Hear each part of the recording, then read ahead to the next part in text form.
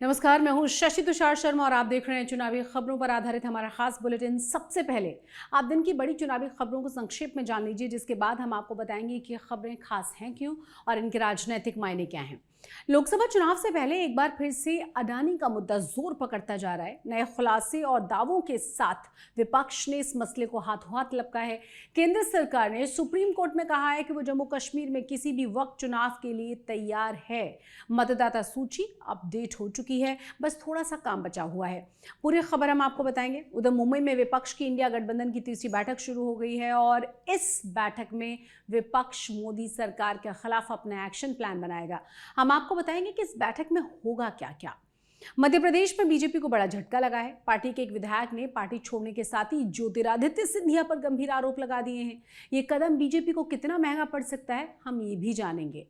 कांग्रेस ने अरविंदर सिंह लवली को नया प्रदेश अध्यक्ष बनाया है। हम आपको बताएंगे कि लवली के इस कदम के पीछे कांग्रेस की आखिर रणनीति क्या है। जम्मू कश्मीर के पूर्व सीएम और पीडीपी प्रमुख महबूबा मुफ्ती की बेटी इल्तिजा मुफ्ती को नई जिम्मेदारी मिली है।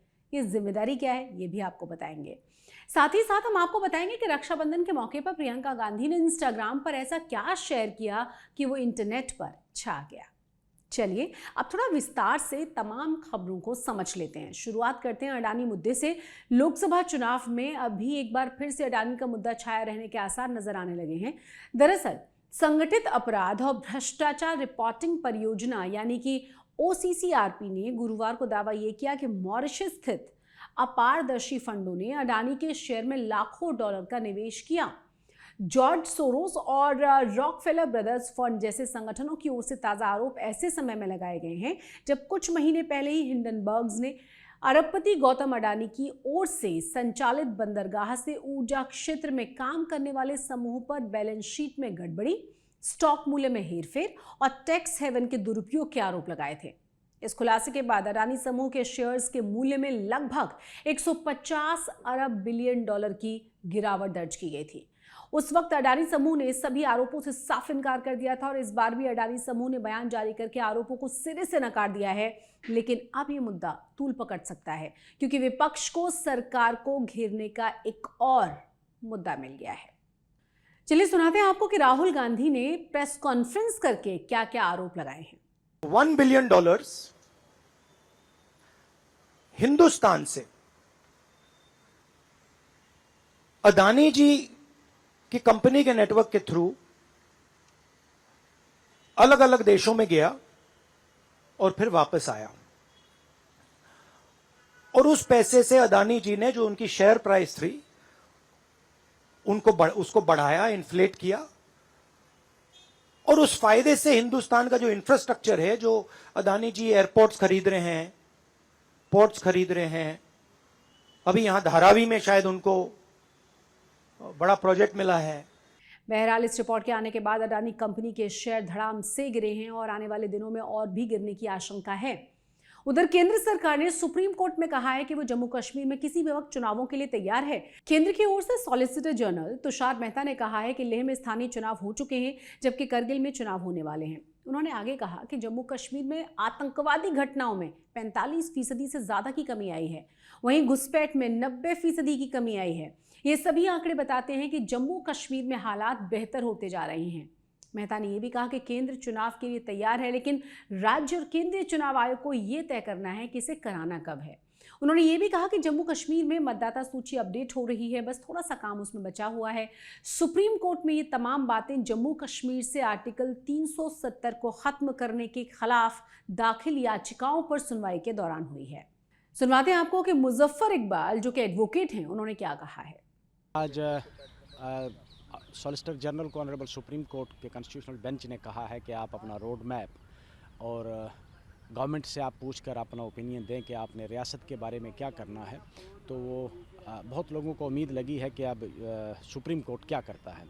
हालांकि केंद्र ने सुप्रीम कोर्ट में कहा है कि वो जम्मू कश्मीर को पूर्ण राज्य का दर्जा बहाल करने की स्पष्ट समय सीमा देने के समर्थ में नहीं है और ये ज़रूर उन्होंने कहा है कि केंद्र शासित प्रदेशों को दर्जा अस्थायी है। केंद्र का कहना यह भी है कि इसे एक पूर्ण राज्य बनाने के लिए प्रक्रियाएं चल रही हैं। गौरतलब है कि जम्मू कश्मीर में नेशनल कॉन्फ्रेंस और पीडीपी जैसी पार्टियां लगातार केंद्र सरकार पर चुनाव टालने का आरोप मढ़ रही हैं।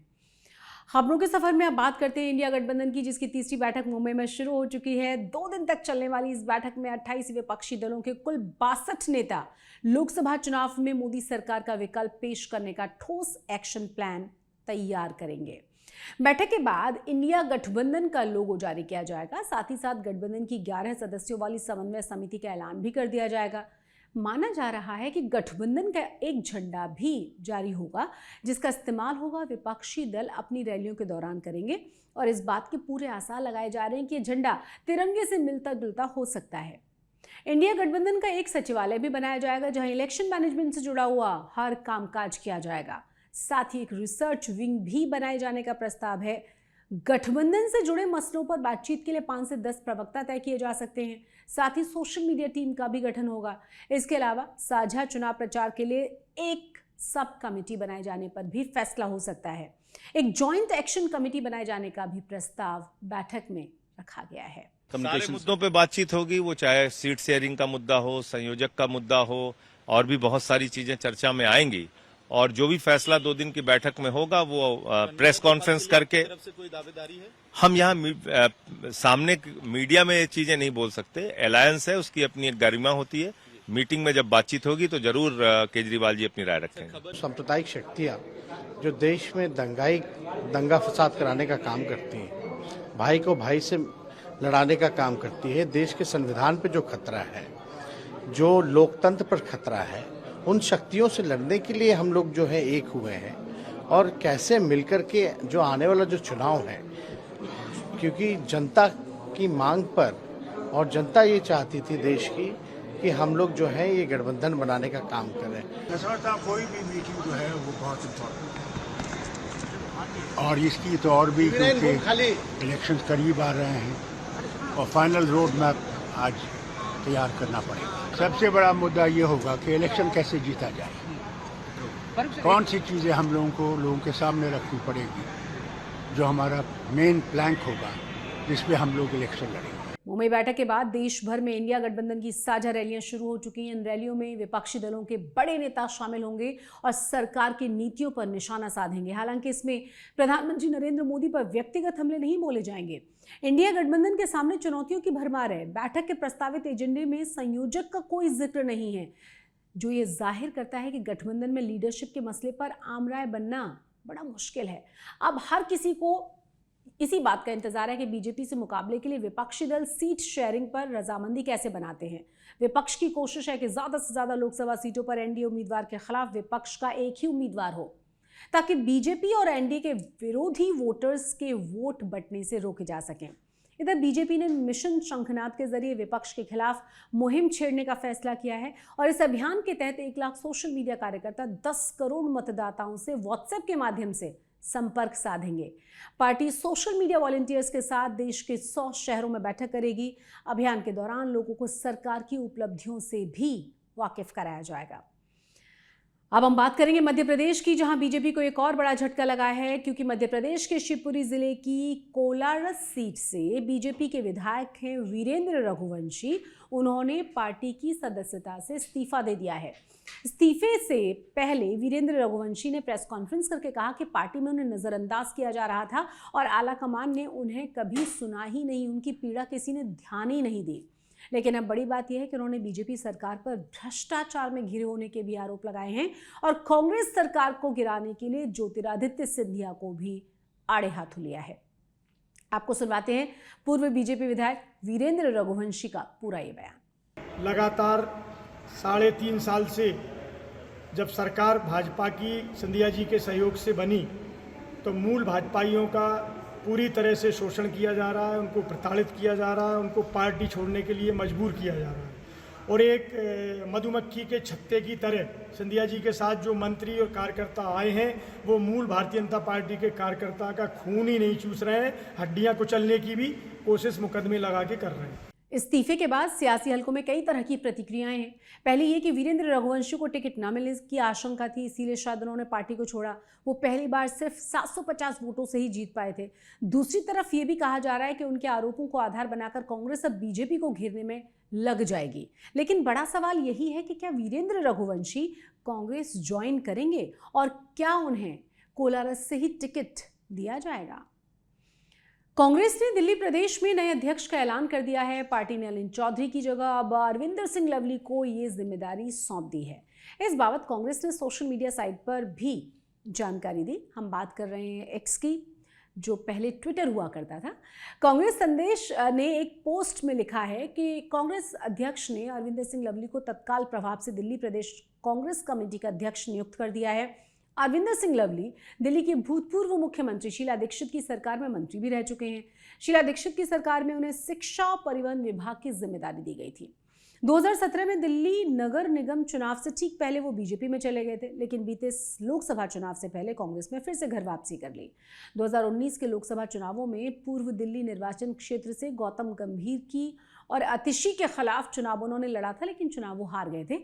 लवली अध्यक्ष बनने के बाद दिल्ली में आम आदमी पार्टी से सीटों पर समझौते का सवाल टालते हुए नजर आए।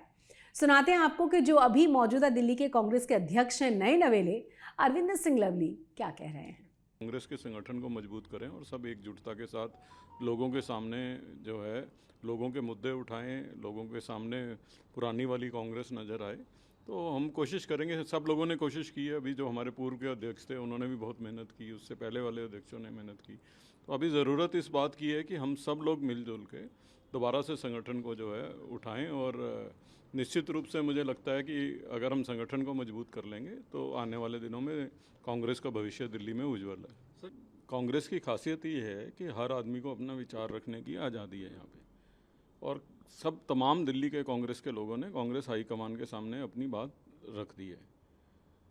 जहाँ तक मेरी बात है तो एज अ दिल्ली कांग्रेस का अध्यक्ष मेरी ड्यूटी दिल्ली में कांग्रेस के संगठन को मजबूत करना और दिल्ली के लोगों की आवाज़ उठाना है। चुनाव कैसे होगा, किसके साथ होगा, नहीं होगा, ये मेरे अख्तियार के बाहर की बात है। कांग्रेस हाईकमान को इसका निर्णय लेना है। दरअसल लवली को कमान देकर कांग्रेस ने दिल्ली के सिख वोटर्स को साधने की कोशिश की है। इसके अलावा लवली की नियुक्ति को लोकसभा चुनावों से पहले संगठन को नए सिरे से खड़ा करने की रणनीति भी माना जा रहा है। लवली पहले भी प्रदेश अध्यक्ष की भूमिका निभा चुके हैं, इसीलिए उन्हें संगठन में काम करने का पूरा अनुभव है।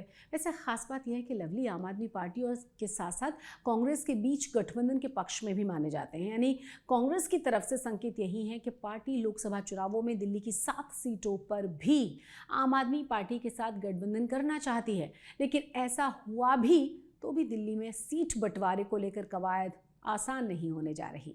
जम्मू कश्मीर के पूर्व मुख्यमंत्री महबूबा मुफ्ती की बेटी इल्तिजा मुफ्ती को एक नई जिम्मेदारी दी गई है। उन्हें अपनी मां का मीडिया सलाहकार बना दिया गया है। इससे पहले इल्तिजा मुफ्ती पूर्व मुख्यमंत्री का सोशल मीडिया संभाला करती थी। अब जब 2019 से अनुच्छेद 370 को निरस्त किया गया, तब से महबूबा मुफ्ती सहित जम्मू कश्मीर के कई नेताओं को हाउस अरेस्ट कर दिया गया। तब इल्तिजा खासी सक्रिय भी रहीं और उनका नाम सुर्खियों में भी आया था। अब सवाल यह है कि क्या निकट भविष्य में जम्मू कश्मीर में होने वाले चुनावों में इल्तिजा चुनाव लड़ेंगी। हालांकि पिछले साल सितंबर में उन्होंने सक्रिय राजनीति में आने से इनकार कर दिया था, लेकिन ये भी कहा था कि भविष्य के विषय में कोई नहीं जानता। उधर कांग्रेस नेता प्रियंका गांधी वाड्रा ने रक्षाबंधन के मौके पर इंस्टाग्राम पर भाई राहुल गांधी के साथ अपनी एक पुरानी झलक शेयर की है। भाई बहन की ये पुरानी तस्वीर इंटरनेट पर जबरदस्त तरीके से छा गई है। इन तस्वीरों में लोगों के दिलों को छू लिया है और इन तस्वीरों पर उन्हें सकारात्मक कमेंट्स भी मिल रहे हैं। प्रियंका पहले भी राखी के त्यौहार पर ऐसी ही तस्वीरें पोस्ट करती रही हैं, जबकि राहुल गांधी ने एक इंटरव्यू में कहा था कि वो तब तक अपनी कलाई पर राखी का धागा बांधे रहते हैं जब तक कि वो अपने आप टूट न जाए। वैसे राहुल गांधी आज मुंबई पहुंचे हैं, जहां उन्हें इंडिया गठबंधन की बैठक में हिस्सा लेना है। उधर राखी का त्यौहार देश भर में कल और आज धूमधाम से मनाया जा रहा है। प्रधानमंत्री नरेंद्र मोदी ने भी अपने आवास पर स्कूली बच्चियों के साथ रक्षाबंधन मनाया, उनसे राखी बंधवाई। राखी के मौके पर सरकार ने सिलेंडर के दाम 200 रुपये कम कर दिए हैं, जिसे बीजेपी ने महिलाओं को पीएम की तरफ से राखी का तोहफा बताया था। इसे लेकर भी जबरदस्त तरीके से राजनीति हुई। इसी बीच दाम कम होने पर प्रधानमंत्री की तरफ से बात करते हुए दिल्ली बीजेपी के महामंत्री की तरफ से आयोजित एक कार्यक्रम में कई महिलाओं ने पीएम को अपना बड़ा भाई बताया और उन्हें हर साल राखी भेजने की बात कही। इसी बीच एक बड़ी और अहम चुनावी खबर और आई है। आपको बता दें कि संसद का एक विशेष सत्र बुलाया जा रहा है सरकार की तरफ से, जो 18 से 22 के बीच बुलाया जाएगा। और बहुत ही ज़्यादा महत्वपूर्ण इसलिए भी हो जाता है कि अभी मॉनसून सत्र खत्म हुआ है, इसीलिए कहा जा रहा है कि ये सत्र बहुत ज़्यादा विशेष है, इसी वजह से सरकार की तरफ से इसे बुलाया गया है। साथ ही साथ सूत्रों के हवाले से जो खबर मिल रही है वो ये कि इस सत्र के दौरान वन नेशन वन इलेक्शन पर चर्चा की जा सकती है, इसीलिए यह सत्र बहुत ज़्यादा खास और विशेष होने जा रहा है। इसी के साथ चुनावी खबरों के हमारे इस खास बुलेटिन में फिलहाल इतना ही। चुनाव से जुड़ी हुई तमाम जानकारियों के लिए और हर दिलचस्प अपडेट के लिए आप सब्सक्राइब कीजिए चुनाव आज तक। मुझे दीजिए इजाजत, नमस्कार।